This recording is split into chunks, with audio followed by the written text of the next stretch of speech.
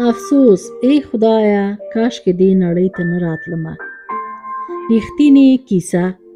سلام ګرانو اوریدونکو، مینه او درنښت تاسو ټولو ته. امید ټول روغ جوړ او خوشحاله اوسئ. دغه کانال سبسکرایب کړئ، خپل ملګرو او دوستانو سره شریک کړئ. نن د خپل یو افغان خورکۍ د زړه دردونکې کیسه تاسو ته دراوړم. مستعار نوم مې فرزانه ده. کله چې زه پیدا شویم زما اصلي مور او پلار زه یې فرزندي ورکړی یمه. پلار مې زه یې خپل خور ته ورکړی یمه چې هغه خور یې اولاد نه درلوده. کله چې زما روزنه یې پر غاړه واخیسته ډېر ښه یې ساتلمه. زما د عمه خاوند چې زما پلار و ډېر مهربان انسان و. ما ته یې ښکلې جامې اخیسته، ښه خوراکونه به مو کول. پلار مې مالدار و. زما مور او پلار باندې ډېره ګرانه وه. ګرچې زما مور مشکل درلوده. ډاکټران ورته ویلی وو چې ته مور نشې کېدی. مګر زما پلار دویم واده یې نه و کړی. خو ژوند و ډېر زر تېر سو. زه 14 کلنه شومه چې زما د پلار پر سر تومور مغزي پیدا شو او ډېره کمه موده کې مړ شو. مور مې او زه څو وخته خپل د پلار په پسندازو پیسو مو ژوند تېر کړل. نه کېدل، باید بله لاره مو پیدا کول. بل خوا زما اصلي پلار چې زما د مور ورور و ډېر بې غیرت انسان و. یو ورځ زموږ څخه یې پوښتنه ونه کړه چې تاسو څه ته ضرورت لرئ. حتی زما څخه یې پوښتنه ونه کړه چې زه یې اولاد ومه. زموږ یو لرې کورنۍ و، هغه ښځه یې مړه شوې وه. 3 لورانې درلوده چې واده شوې وې او یو زوی یې درلوده چې مجرد و کور کې. هغه سړی ډېر پیسې درلوده. هغه زما د مور څخه خواستګاري وکړه. مور مې فکر وکړ که زه به تر کله کونډه پاتې شمه. زوی هم نه لرم. ورونه مې هم چندان راسره مرسته نه کوي. ما څوک ساتي؟ بس تصمیم یې ونیو چې واده وکړي. هغه سړی یې وغوښته او خپل شرطونه یې ورته ویل. اول شرط یې دا و چې لور مې فرزانه هم ما سره به وي. هغه سړی ومنه او مور مې هغه سړي ته ویل چې ملا او سپین ږیري راوله چې نکاح وکړو. زموږ د قوم سپین ږیري او ملا راغی. زما مور یې نکاح کړل. زه او مور مې لاړو زما د مور خاوند کره. زما د مور خاوند ښه وخت یې تېراوه موږ سره. څو موده وروسته یو خواستګار ما پسې راغی. زما د مور خاوند هغه خواستګار ته جواب ورکړ او زما مور ته یې ویل چې فرزانه خپل زوی سمې ته کومه. سمې زما د مور د خاوند زوی و. هغه لږ ډېر مغرور هلک و. ما ته به تل رشخند وهل. سمې ما سره ښه چلند نه کول. مور مې خپل خاوند ته ویل چې سمې فرزانه سره چندان جوړه نه ده. دې خبرې څخه تېر سو. د فرزانې څخه کرکه لري د تا زوی. خاوند یې ویلی و چې نه، زه ترې پوښتنه کوم. سمې څخه پوښتنه کړې و. سمې ویلی و زه فرزانې سره واده نه کوم.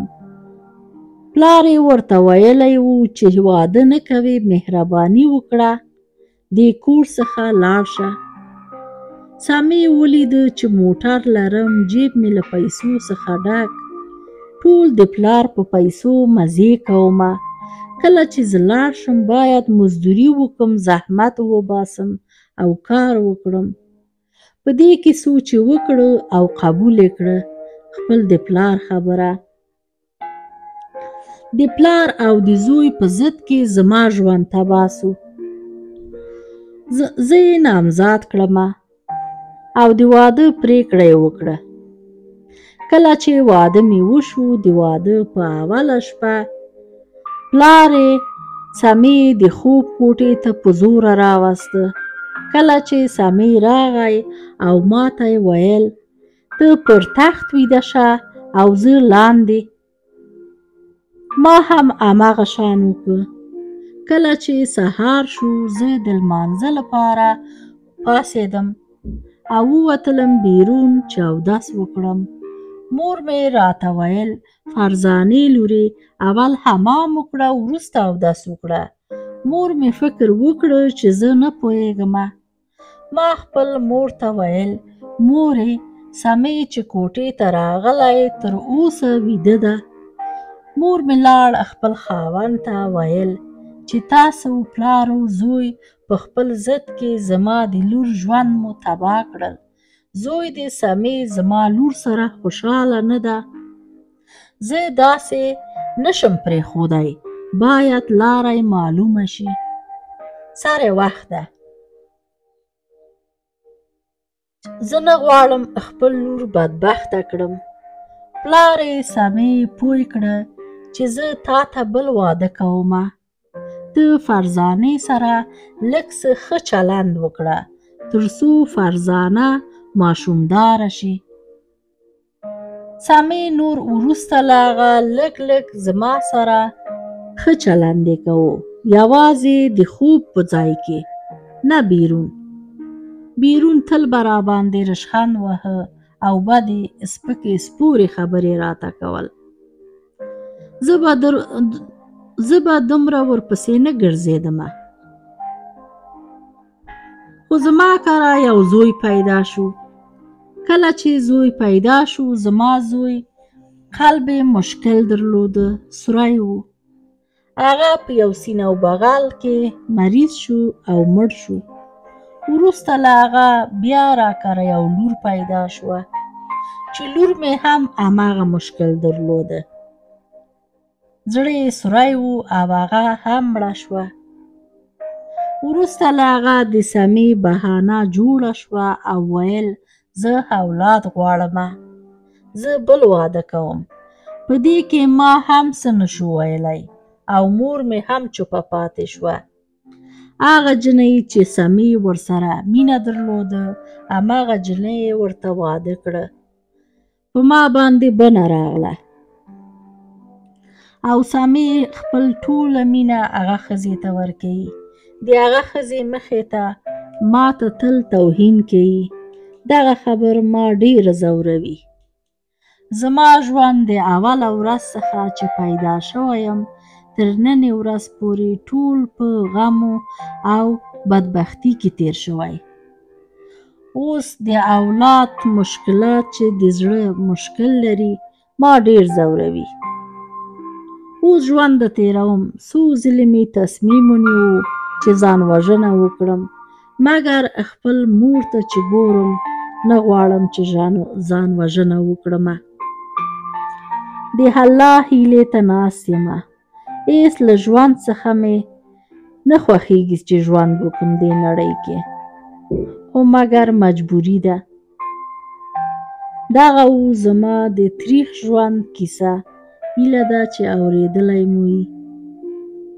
ګرانو اورېدونکو، دغه کانال سبسکرایب کړئ، خپل ملګرو سره شریک کړئ. تر بل داستان تاسې په پاک او مهربان رب سپارم. الله مو مل شه.